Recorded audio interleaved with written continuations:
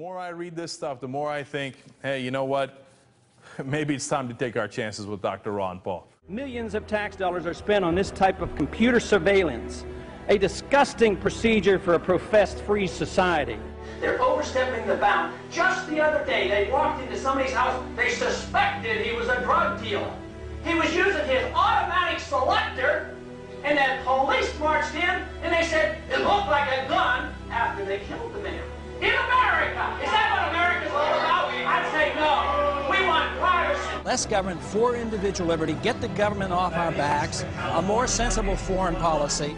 I'm very disappointed that so far in this Congress we have not yet seen any sincere effort to cut any spending. There's something wrong here that could and should be adjusted with decreased spending, not raising taxes, and not further robbing the Social Security Trust Fund. The more we threat, the more we intimidate, the more we want to bomb people, the more we're leading into another fiasco like Vietnam. We trade with Vietnam now. That's a much better way than trying to impose our will on Vietnam by going over there and dropping bombs. So I would say that this just points out again that we have a very, very poor foreign policy in the Middle East. I wish the Congress would address the unconstitutionality of presidents waging war. That, to me, is a lot more serious than Monica Lewinsky, let me tell you.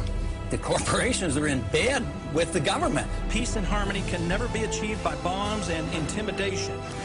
Mr. Speaker, over the last 3 to 4 years, I've come to the floor on numerous occasions trying to sound a warning about both our foreign policy and our monetary policy. The cause is the Federal Reserve.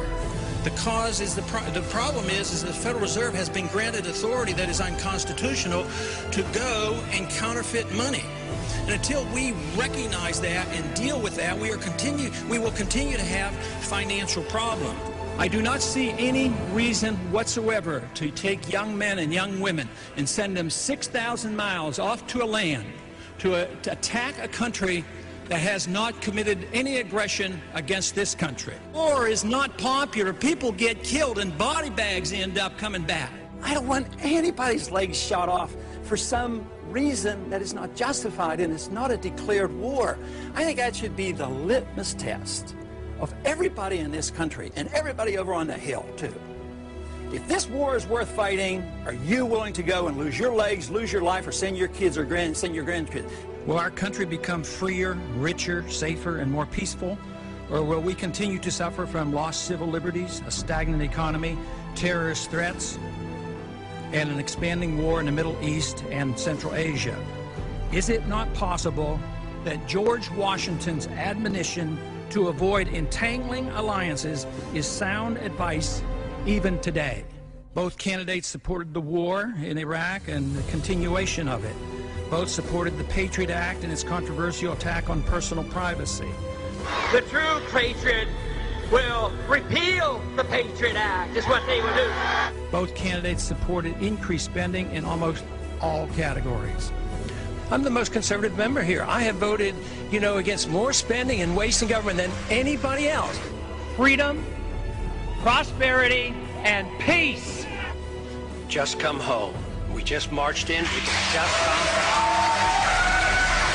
We have allowed our nation to be overtaxed and overregulated and overrun by bureaucrats. The founders would be ashamed of us for what we're putting up with. The system designed to protect individual liberty will have no punishments for any group and no privileges. Today, I think inner city folks and minorities are punished unfairly in the war on drugs. It is our job to check up and find what the Federal Reserve has done, audit them, and find out who their buddies are that they're taking care of.